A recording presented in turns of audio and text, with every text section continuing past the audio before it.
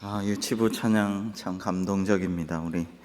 제가 바로 앞에서 봤는데 체경이 아주 진지합니다. 예수님 믿으세요. 발음 똑바로 이렇게 탁 하는데 심각한 얼굴로 감동받았습니다. 채윤이 채경이가 십자가 사랑 감사하다는데 참 감사한 마음이 들었어요. 사랑하는 성도 여러분, 오늘도 하나님의 한량없는 은혜와 예비하신 축복이 우리 가운데 충만하기를 주님의 이름으로 축복합니다. 전에 쇼핑몰에서 신기한 것을 봤는데 어항에 해파리가 있는데 그 좌우에 네온 불빛을 받아 밤에 막 이리저리 아름답게 헤엄을 치는데 막 여기 빛이 막 이렇게 나는데 저 해파리 좀 싫어하거든요. 쏘여가지고 굉장히 따가웠던 적이 있어가지고. 근데 웬 이 쇼핑몰에 해파리가 이렇게 부유하고 있나 신기해가지고 이렇게 가까이 가서 좀 살펴봤는데 좀 이상해요, 해파리가. 그래서 이건 뭐냐 좀 자세히 보니까 부드러운 플라스틱으로 만든 가짜 해파리였습니다. 기술이 발달해서 가짜를 진짜처럼 생명체처럼 만든 거죠. 조화도 꼭 진짜처럼 만들어가지고 요즘에 조화들 보면 가서 향기도 맡아보고 만져보고 좀 이렇게 해봐요. 그래도 어떨 때는 이게 조화인지 생화인지 구분이 안 갈 때가 왕왕 있습니다. 진짜와 가짜, 진짜 참 생명체와 가짜 생명체를 구분하는 방법, 대표적으로 호흡하는가 안 하는가 이걸 좀 봐야 되고요.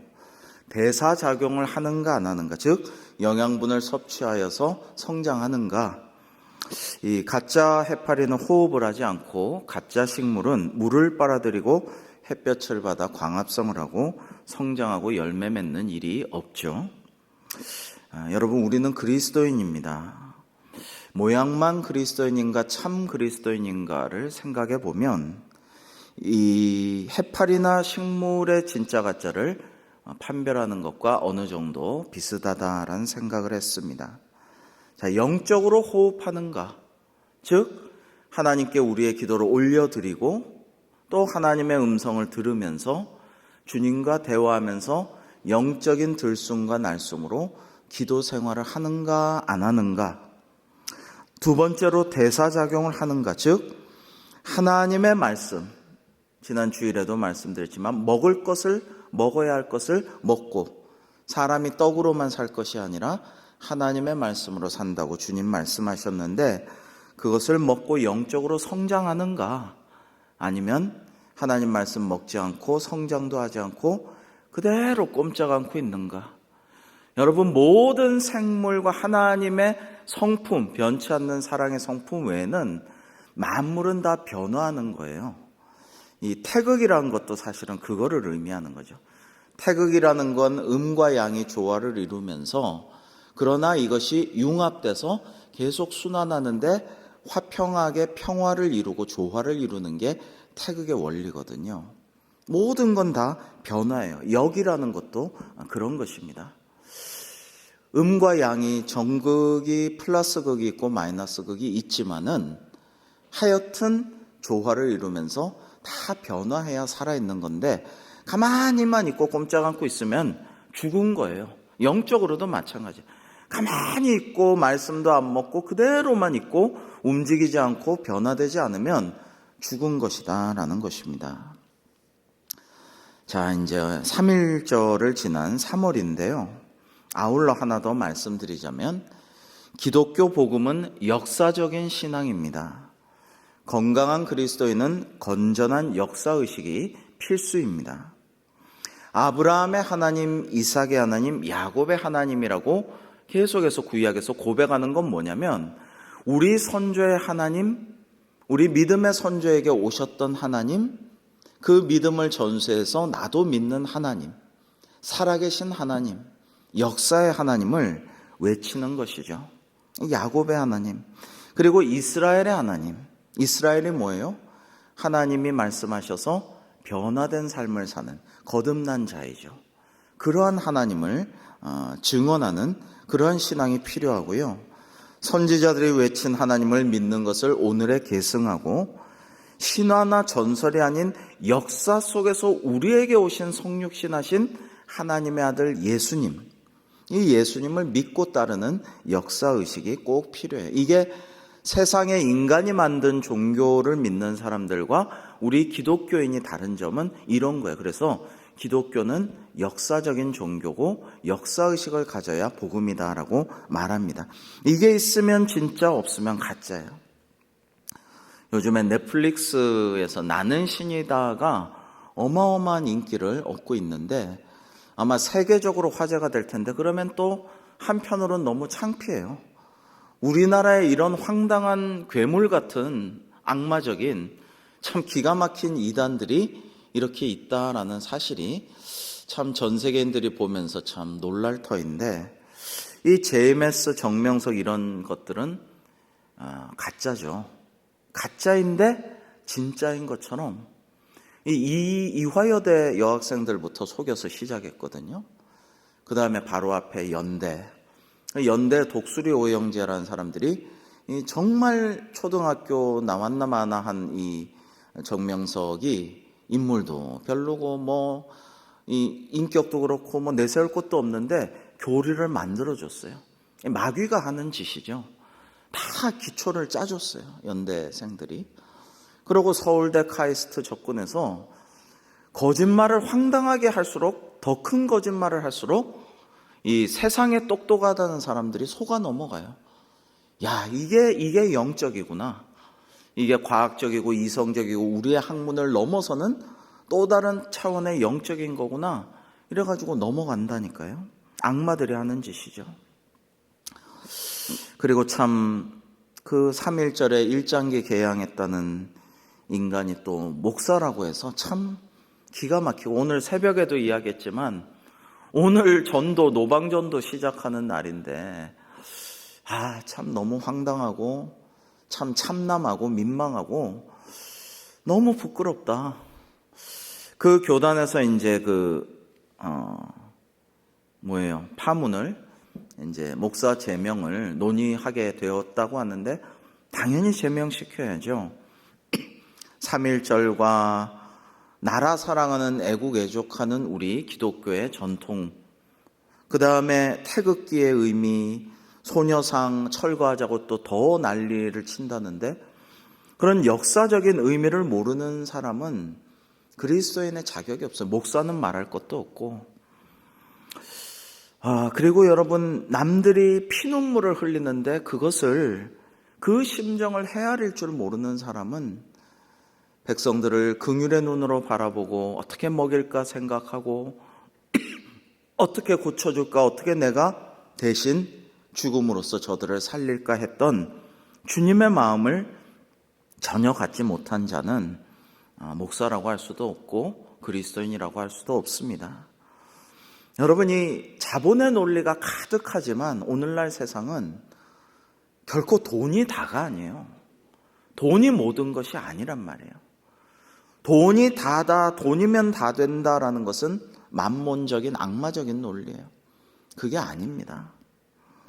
참 이번 3월은 참 마음이 아프게 계속 되어가고 있는 것 같아요. 사순절에 더 기도하게 하시고 더 회개하라고 촉구하시고 지금 이 말세지말이라는 말씀을 하시는 때가 아닌가 싶습니다. 자, 오늘 말씀은 주기도문입니다. 매우 중요하기 때문에 지난 시간의 것들을 앞으로 좀 보충하고 5절에서 8절 남들 보라고 기도하지 말아라, 중언부언하지 말아라는 말씀도 좀 나누겠습니다만은 3회에 걸쳐서 주기도문에 대해서 우리가 말씀을 좀 나누고자 합니다. 우리는 예수님에게서 그리스도인의 기도의 최고의 모범을 찾을 수가 있습니다. 오늘 말씀 첫 번째, 예수님은 기도의 모범이 되십니다라는 것을 나누고자 합니다. 예수님은 늘 기도하시는 습관을 가지고 계셨습니다. 그야말로 어떤 사기꾼은 이런 말을 하죠. 숨 쉬듯이 거짓말한다고. 입만 열면 거짓말한다고. 그냥 이렇게 숨을 불어넣으면 거짓말하고 이렇게 숨을 마시면 그것도 거짓말. 하여튼 이런 식으로 거짓말한다고 합니다. 예수님은 숨 쉬듯이 기도하셨어요. 언제나 기도하셨고 삶이 기도이셨습니다. 예수님은 성삼위 하나님 중에 성자 하나님이시지만 언제나 성부 하나님께 기도하셨습니다. 아버지께 기도하셨어요. 예수님은 또 한적한 곳에서 기도하는 습관을 가지고 계셨습니다. 기도는 예수님께 하나님의 지혜와 평안과 능력이 솟아나는 원천이셨습니다. 저는 혼자 공부하는 게 참 좋더라고요. 공부할 때도 학창 시절에도 저희 학교는 옛날에도 공부를 좀 많이 시키는 시험 봐서 들어간 자사고 같은 데였는데 밤늦게까지 아침 일찍부터 밤늦게까지 자율학습을 같이 시켜요, 반에서. 근데 저는 도망도 가끔 가고 친구들하고 시장 가서 떡볶이도 사 먹고 도망가고 그리고 집에 가서 공부를 했어요. 그리고 전교 1등하고 저보다 공부 잘하는 애들 이렇게 보니까 맨날 자습 시간엔 자고 있어요. 엎드려서 자요. 수업은 열심히 들어요. 자습 시간엔 자. 궁금해서 야, 너는 언제 공부하냐? 자습 시간에 맨날 자네? 그랬더니 난 혼자 공부한 게 좋아. 집에서 내가 편하고 좋은 시간에 자다가도 계속 공부하고 그래. 그래서 그래 맞아 저게 맞지라는 생각을 했어요.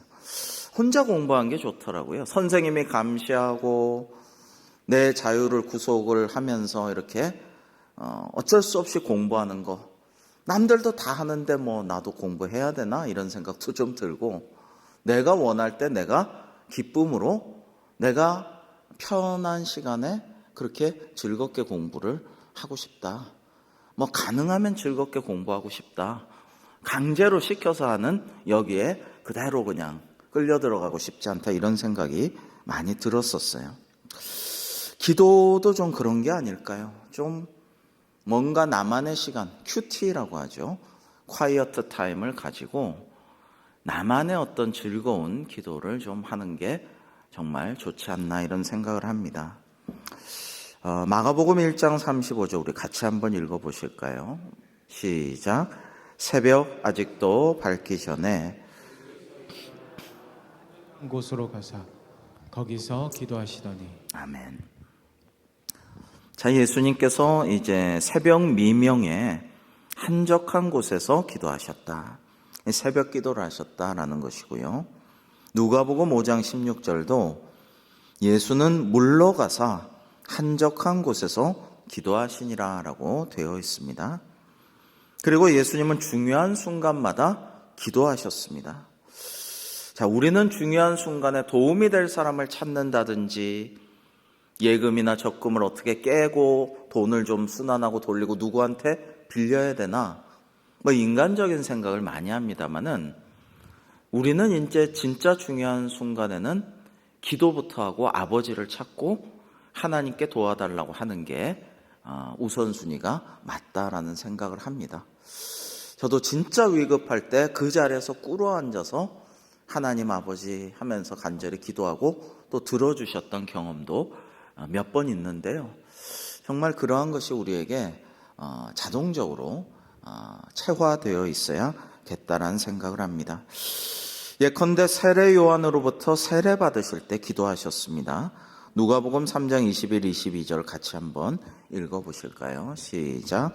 백성이 다 세례를 받을세 예수도 세례를 받으시고 기도하실 때 하늘이 열리며 성령이 비둘기 같은 형체로 그 위에 강림하시더니 하늘로부터 소리가 나기를 너는 내 사랑하는 아들이라 내가 너를 기뻐하노라 하시니라. 아멘. 자, 하나님께 기도할 때 하늘이 열리고 성령님께서 내려오시고 아버지의 음성이 들려오셨다라는 것입니다. 예수님은 또 공생의 시작 전 40일 동안 광야에서 금식하며 기도하셨습니다. 마태복음 4장에 보시면 그때 예수께서 성령에게 이끌려 마귀에게 시험을 받으러 광야로 가사 40일을 밤낮으로 금식하신 후에 줄이신지라 했는데요. 이때 금식하시면서 기도하셨죠. 여러분, 좀 모순이 있어요. 성령에게 이끌리셨는데 마귀에게 시험 받으러 가셨어요. 그러니까 우리가 고난도 있고 어려움도 있고 아픔도 있는 것이 때로는 성령께서 인도하시고 우리에게 훈련과 연단을 주시려는 것이다 라는 생각이 들고, 그래서 고난당할 때, 환난과 시험 당할 때 우리는 뭐예요? 기도해야겠다. 기도 더 하라고 이런 아픔도 주시고 고난도 주시고 역경도 허락하신다라는 것을 알 수가 있어요. 만약에 이런 게 없고 모든 게 다 잘 풀리고 기도할 제목이 없으면 우리가 기도해요, 안 해요? 안 해요. 잘 안 하고 놀기 바빠요. 즐기기 바빠요. 다른 사람들 생각을 못 해요.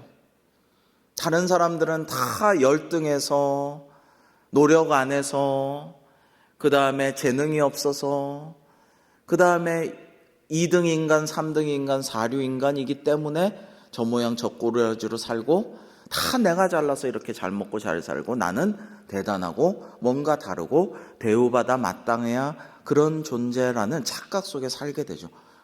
왜냐하면 고난이 없기 때문에, 기도하지 않게 되어 있기 때문에. 그런데 하나님께서 시험을 주시고 고난도 주시면서 기도하게 하신다라는 것입니다. 자, 예수님께서는 12제자를 택하시기 전에도 밤이 새도록 산에서 기도하셨습니다.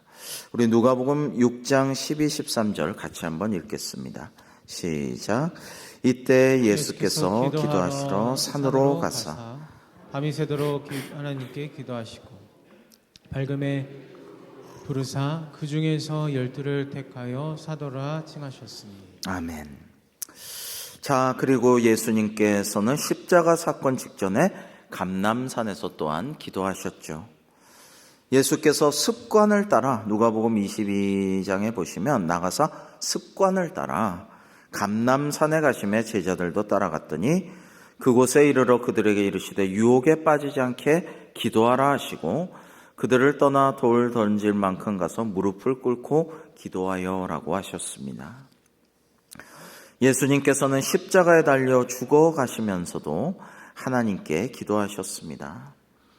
아버지, 저들을 사하여 주옵소서. 자기들이 하는 것을 알지 못함이니이다 라고 기도하셨습니다.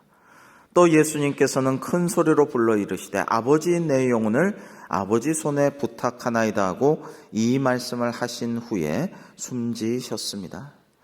여러분, 이러한 예수님의 모습을 그대로 본받은 게 초대교회 첫 번째 순교자인 스데반 집사죠. 똑같은 기도를 드렸어요. 저들을 사해달라고 하고 아버지, 내 영혼 하나님께 부탁드렸습니다. 그리고 스데반이 순교할 때 예수님은 그 보좌에서 일어나서 스데반을 반기고 맞이하셨어요. 영접하셨죠. 여러분, 그리스도인이라는 것은 그리스도를 본받고 따르고 닮아가고 그런 존재가 그리스도인이죠. 사순절은 그리스도를 본받아, 토마스 아켄피스의 책 제목처럼 그렇게 그리스도를 본받아서 말하고 생각하고 기도하고 행동하는 것을 더 묵상하고 실천해야 할 때라고 생각을 합니다. 두 번째, 기도는 모든 영적 능력의 근원입니다. 누가복음 11장 예수께서 한 곳에서 기도하시고 마치심에 제자 중 하나가 여짜오되 주여, 요한이 자기 제자들에게 기도를 가르친 것과 같이 우리에게도 가르쳐 주옵소서. 오늘 본문은 주기도문인데요. 마태복음 6장에도 있고 누가복음에도 주기도문이 나오는데 누가복음에서는 제자들의 이러한 간청에 대한 화답이 바로 이 주기도문입니다. 오늘은 마태복음 오늘 본문을 다시 한번 교독해 보겠습니다. 그러므로 너희는 이같이 이렇게 기도하라. 하늘에 계신 우리 아버지여, 이름이 거룩히 여김을 받으시오며 나라가 임하시오며 뜻이 하늘에서 이룬 것 같이 땅에서도 이루어지이다. 오늘 우리에게 일용할 양식을 주시옵고 우리가 우리에게 죄 지은 자를 사하여 준 것 같이 우리 죄를 사하여 주시옵고 함께 우리를 시험에 들게 하지 마시옵고 다만 악에서 구하시옵소서. 나라와 권세와 영광이 아버지께 영원히 있사옵나이다. 아멘. 자, 예수님께서는 이 땅에 오셔서 공생애를 사시면서 여러 가지 일들을 하셨죠. 복음 전하시고 말씀을 가르치시고 사람들의 병을 고치셨습니다. 귀신 들린 사람들에게서 귀신을 쫓아내셨죠. 제자들은 예수님께 설교하는 방법을 가르쳐 달라고 요구하거나 간청한 적이 한 번도 없어요. 하나님 복음을 어떻게 전하는가, 어떻게 하면 잘 가르치고 주님처럼 권위 있게 가르칠 수 있는가, 이런 거 배우려고 생각도 안 했어요. 저하고 우리 부목사님들 얼마 전에 설교 세미나 가서 열심히 몇 시간을 설교 세미나 들었어요. 설교 잘하고 싶어가지고. 근데 제자들은 그런 거 안 했다라는 것입니다. 자, 병 고치는 방법을 먼저 가르쳐 달라고 요청을 한 것도 없고요. 물어본 적은, 여쭤본 적은 있지만 뭐 어떻게 하면은 우리가 할 수 있을까요? 그거보다는 또 귀신을 쫓아내고 죽은 자를 살리고 무리를 걷는 방법, 폭풍을 잠잠하게 만드는 기적에 대해서 어떻게 하면 될까요? 이것을 잘 구체적으로 질문은 안 했고요. 제자들은 뭘 여쭤봤냐면 예수님께 기도하는 방법에 대해서 여쭤본 거예요. 기도하는 방법에 대해서 우리에게도 가르쳐 주옵소서. 자, 왜 그랬냐면 제자들은 예수님께서 행하신 놀라운 일들의 모든 기적과 축기와 병 고침과 또 죽은 자도 살리는 것의 근원이 기도에 있구나라는 것을 나름대로 파악한 것 같아요. 늘 같이 생활하고 예수님 같이 주무시고 할 때에 기도하고 일부러 물러나시고 한적한 곳으로 가시고 산으로 가시고 새벽에 깨어서 기도하시니까 이거 예수님의 능력의 근원은 기도에 있구나라고 생각하고 그 본질을 좀 배우고 싶었던 것 같아요. 나름대로 지혜로운 것이죠. 자, 그래서 그 제자들과 따로 떨어지고 한적한 곳에서 물러나서 혼자 기도하심을 제자들이 주목하고 여쭤보았는데요. 공적인 일생을 공생애 때 사셨지만 예수님의 내면에는 사적이고 비밀스러운 기도가 또한 가득 차 있었다라고 볼 수가 있습니다. 물론 공적인 기도, 하나님 나라를 위한 기도도 하시지만요. 그래서 제자들은 그들이 깨닫기 어려웠던 예수님의 기도에 대해서, 주님의 능력의 원천이었던 기도에 대해서 배우고 싶었다라는 것입니다. 자, 그래서 예수님께서 주기도문을 통해서 기도의 기본, 너희는 이렇게 기도하라, 기도의 모범, 제자들에게 기도를 가르쳐 주셨어요. 자, 세 번째, 우리의 기도의 대상은 하나님이십니다라는 말씀을 오늘 우리가 나누고자 합니다. 오늘은 여기까지 하려고 하는데요. 예수님께서는 성부 하나님을 하늘에 계신 우리 아버지라고 호칭을 하셨습니다. 9절에 그러므로 너희는 이렇게 기도하라. 남들 보이게 막 기도하지도 말고 중언부언하지도 말고 너희는 이렇게만 기도해라. 하늘에 계신 우리 아버지여, 이름이 거룩히 여김을 받으시오며 라고 말입니다. 자, 하나님은 하늘에 계시죠. 여기서 하늘은 영어로 스카이가 아니고요. 이 스카이는 우리가 육신으로 볼 때 푸르른 하늘은, 구름 떠가는 하늘은 스카이라는 영어로 표기하는 이 하늘은 이 헤븐하고는 틀려요. 영어의 헤븐. 이것은 이제 한자로 하면 스카이는 푸른 하늘은 창공이라고 할 수 있고요. 이 푸른 하늘 말고 우리 마음과 영적인 하늘, 이것은 영어로는 헤븐이고 천국을 헤븐이라고 하고 한자로는 천이라고 티엔이라고 할 수가 있습니다. 마가복음 1장 10절에 보면 예수님께서 세례 요한에게 세례 받으실 때 아까 보았죠? 하늘이 갈라지고 성령이 비둘기같이 예수님께 내려왔다라고 기록되어 있는데 여기 원문은 하늘이 단수가 아니고 복수예요. 하늘들이 갈라졌다라고 원문에는 되어 있어요. 자, 하늘들이 갈라졌다는 건 스카이가 갈라진 게 아니라 우리 마음과 우리 영 속의 하늘, 헤븐이, 천이라는 하늘이 다 갈라졌다라는 것입니다. 이 성경은 하나님은 영이시라고 증언하죠. 하나님은 물질 세계를 초월하신 분이라는 뜻입니다.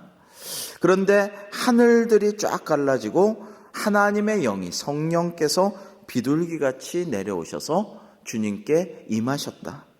그래서 정통교리는요, 성령님을 아버지의 영이며 동시에 아들의 영이다. 이게 기독교 우리 교회의 정통교리입니다. 근데 이게 아버지의 영이긴 하지만 아들의 영은 아니다 하면은 이단이고요. 또 아버지의 영은 아니고 아들의 영이기만 하다라고 해도 이단입니다. 자, 하나님은 영이시니 예배하는 자가 영과 진리로 예배할지니라 라고 말씀하셨는데요. 하나님의 영적 존재라는 거 우리가 믿어져요. 알겠어요. 고래로부터 유대인들도 그렇게 믿었죠. 근데 문제는 하나님은 우리 아버지시다라고 할 때, 이게 굉장히 충격적으로 다가올 수 있는 예수님만의 거의 독특한 세계 종교사에서 그런 말씀이라고 할 수가 있습니다. 아버지와 아들이 대화하고 있었는데요. 이제 가정 예배를 잘 드리고 이제 아들이 아버지께 질문합니다. 아버지, 근데 예배는 잘 드렸어요. 근데 왜 우리가 하나님을 신이신데 전능하신 하나님이라고 하는데 아버지라고까지 불러야 되나요? 저는 육신의 아버지 있는데 아버지 하나님이 참 어색해요. 그러자 아버지가 아들에게 대답했습니다. 그것은 하나님께서 이 세상 모든 것을 만드시고 너와 나도 사람도 하나님께서 만드셨기 때문이지. 그런 의미에서 모든 인류는 형제 자매라고 말할 수가 있단다. 그러니까 너도 하나님을 창조주이신 하나님 아버지를 아버지라고 이제부터 불러도 된단다. 알았느냐 아들아? 그러자 아들이 아버지께 네 알았어요 형 이렇게 대답했다라고 합니다. 여러분이 웃긴 얘기 같지만 이게 역사 속에 실제로 있었어요. 뭐냐면은 홍수전이라는 사람, 홍수치안이라는 중국 사람이 태평천국의 난을 일으킬 때에 상제가 옥황상제가 사실은 하나님 아버지고 예수님은 하나님 아버지의 맏아들이고 나도 계시를 받은 선지자요 나도 예수님의 동생이다. 하나님을 아버지로 삼고 나는 예수님의 동생이다. 그리고 여러분 형제 자매들도 우리가 그리스도의 동생들로서 이 청나라를 뒤엎어버리고 중국 대륙을 하나님 나라 하나님 왕국으로 만들자. 이게 태평천국이에요. 샬롬의 헤븐이죠. 굉장히 좋은 이름입니다. 은혜가 되는 이름이죠. 평화로운 화평한 천국을 만들자. 그 이단이 중국을 거의 삼킬 뻔했는데 외국 군대들이 쫓아냈죠. 여러분 이단의 나라가 중국 대륙을 석권할 뻔했어요. 자, 유대 전통에서 하나님이 아버지로 이해된 것이 극히 드문 일이었습니다. 여러분 이 구약 사람들은 하나님의 이름을 외치면 죽는다라고 생각했어요. 하나님을 실제로 보면 이사야처럼 죽는다라고 생각했어요. 하나님은 거룩한데 죄인인 내가 어떻게 볼 수가 있으며 성함을 말씀할 수가 있냐, 이 부정한 입술로 이렇게 생각했어요. 자, 그런데 하나님을 아버지로 묘사한 구절이 구약에 몇 번 있긴 하지만 일반적 전통에서 하나님을 아버지로 이해할 수는 없었어요. 그냥 그것은 상징적인 시적인 영적인 표현이다라고 하고 넘어갔어요. 심지어 그들은 하나님을 아버지라고 하는 것을 신성모독으로 여겼어요. 그래서 유대인들이 예수님을 죽이려고 결심한 이유 중에 첫 번째가 예수님께서 하나님을 아버지로 호칭하면서 아버지의 아들인 나도 신과 동급이다 하니까 아까 말씀드린 넷플릭스에 이제 전 세계인들이 우리나라 이단의 실체를 보고 혀를 찰 텐데 참 부끄러운 노릇인데요. 넷플릭스의 그 프로그램 이름이 나는 신이다 하거든요. 딱 나는 신이다 제목만 들어도 기분이 나쁘잖아요. 괘씸하잖아요. 화가 나잖아요. 나는 가수다도 아니고 나는 신이래요. 인간이. 화가 나잖아요. 하나님을 모욕하는 것 같고 아주 인간으로서 참남하고 오만하고 괘씸하잖아요. 근데 유대인들이 예수님을 볼 때 그런 심정이었다라는 것입니다. 예를 들어 요한복음 5장 16절에는 안식일에 주님께서 이러한 일을 행하신다여 유대인들이 예수님을 박해하게 되었는데 그들에게 주님께서 뭐라고 하시냐? 내 아버지께서 이제까지 일하시니 나도 일한다. 아버지가 일하시니 나도 일한다. 동급이란 말이에요. 유대인들이 이로 말미암아 더욱 예수를 죽이고자 하니 이는 안식일을 범할 뿐만 아니라 하나님을 자기의 친아버지라 하여 자기를 하나님과 동등으로 삼으심이로라. 안식일에 일하실 때도 뭐라고 하셨어요? 인자는, 즉 예수님이 나라고, 황제가 나를 짐이다, 왕이 짐이 하듯이 인자가 안식일의 주인이다, 이렇게 말씀하셔요. 이게 하나님과 동급이란 말씀이죠. 여러분, 이러니까 유대인들이 죽이려고 했습니다. 자, 신약시대 유대 지역에서 사용된 언어가 크게 세 가지입니다. 히브리어, 헬라어, 아람어입니다. 히브리어는 구약 성경에 사용된 언어며 주로 서기관과 율법학자들이 사용했죠. 헬라어는 당시의 국제어로 오늘날의 영어 같은 언어였고 신약 성경, 사도 바울 다 헬라어로 써놨습니다. 왜? 세계적으로 전도하려고, 이방인에게도 전하기 위해서 편지를 그렇게 쓴 것이죠. 마지막 아람어는 당시 유대 사람들, 백성들이 쓰던 일상적인 언어였고 예수님도 이 아람어를 주로 사용을 하셨습니다. 왜요? 백성들이 알아들어야 되니까 그런 것이죠. 예수님께서 하나님을 아람어로 아바라 부르셨어요. 아바. 영어로 ABBA로 표기할 수 있어요. 아빠입니다. 그야말로 아빠예요. 그리고 우리말 아빠랑 발음은 같지만 그보다 더 유아적인 언어입니다. 우리 채윤이, 채경이보다 더 어린 아기가 아버지를 부를 때 아빠, 아빠, 아뿌뿌, 아빠, 아뿌 이러죠. 이 말이 아람어의 아빠예요. 이렇게 하나님 아버지를 예수님은 너무나 친근하게 아빠라, 우리말과 똑같은 의미로 그보다 더 어린 아이들이 쓰는 친근한 말로 아빠, 아버지 하나님이라고 부르신 것입니다. 마가복음 14장 36절에 그대로 이르시되 아빠, 아버지요. 아빠, 아버지 너무나 친근하게 부르셨지만 그러나 그 기도의 수준은 높죠. 아버지께는 모든 것이 가능하오니 이 잔을 내게서 옮기시옵소서. 그러나 나의 원대로 마옵시고 아버지의 원대로 하옵소서. 가장 수준 높은 우리가 본받아야 할 기도를 하시지만은 하나님 아버지를 부를 때는 아빠, 아버지라고 굉장히 모순되죠. 이렇게 기도하셨어요. 로마서 8장 15절에는 너희는 다시 무서워하는 종의 영을 받지 아니하고 양자의 영을 받았으므로 우리도 주님처럼 아빠, 아버지라고 기도할 수 있느니라 라고 말씀을 하신 것입니다. 마지막으로 갈라디아서 4장 6절에는 너희가 아들임으로 하나님이 그 아들의 영을 우리 마음에 성령님을 보내사 아빠, 아버지라 부르게 하셨느니라 라고 말씀을 하셨어요. 여러분, 성령님께서 역사하시지 않으시면 우리가 하나님을 아빠, 아버지라고 부를 수가 없고요. 반대로 성령께서 역사하시면 우리가 하나님을 감히 너무나 친근하게 아빠, 아버지라고 부를 수가 있다라는 겁니다. 우리 새가족부에서 올해도 새가족 오신 분들이 너무나 예배 잘 드려서 참 감사해요.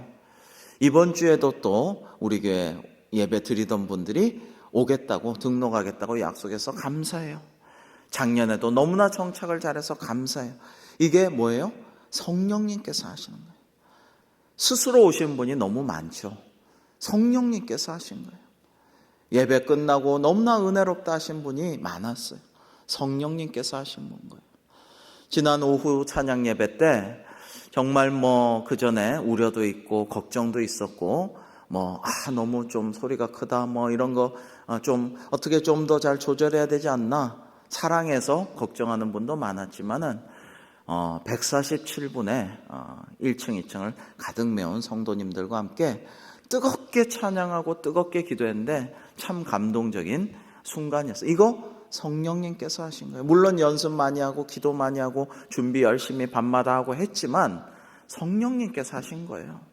올해도 성령님께서 우리 교회에 임하시고 충만하사 영적 부흥을 이루는 우리 대광교회가 되기를 주님의 이름으로 축복합니다. 그렇게 되어질 줄로 믿고, 우리가 하나님께 아빠 아버지라고 부르게 하시는 것은 성령님의 역사입니다마는, 여러분이 슐라이에르 마허라는 독일의 위대한 신학자가 되게 중요한 이야기를 했어요. 신학생은 다 아는 이야기인데, 신앙이란 정의하기를 하나님 아버지께 대한 절대 의존의 감정이다라고 했어요. 하나님을 아빠 아버지라고 하는 게 절대 의존의 감정이라는 거예요. 그러니까 신앙은 이성이 아니고 무슨 침대처럼 과학도 아니고, 신앙은 뭐예요? 논리도 아니고 의지도 아니고, 신앙은 절대적으로 하나님께 의존하는 감정이다. 이게 이 신학자의 주장인데요. 이제 나중에 지정의의 차원이 다 들어가야 되지만, 그리스도인에게 다 있어야 되지만, 일단 신앙을 시작할 때는 감정인 거예요. 하나님께 다 의지하고 내놓고 맡기는 감정이 중요하다라는 것은 옳은 이야기 같습니다. 자, 하나님은 거룩하신 하나님이고 전능하신 하나님이고 우리의 창조주이시고 우리를 인도하시고 우리에게 필요한 것을 채우시고 내가 의존하는 아빠 아버지 하나님이시고, 마침내 온 세상을 심판하시고 믿는 자를 구원하여 영생의 길로 인도하실 분이시지만, 우리를 부활케 하실 분이시지만, 우리는 아빠 아버지라고 부를 수 있는 분이다. 그러므로 너희는 하나님 아버지께 기도해라. 다른 분이 아니라 너희 아버지시다. 아빠 아버지께 너희는 기도하라라고 말씀을 하신 겁니다. 자, 이것을 우리가 잘 기억하면서 이제 주기도문을 시작합니다.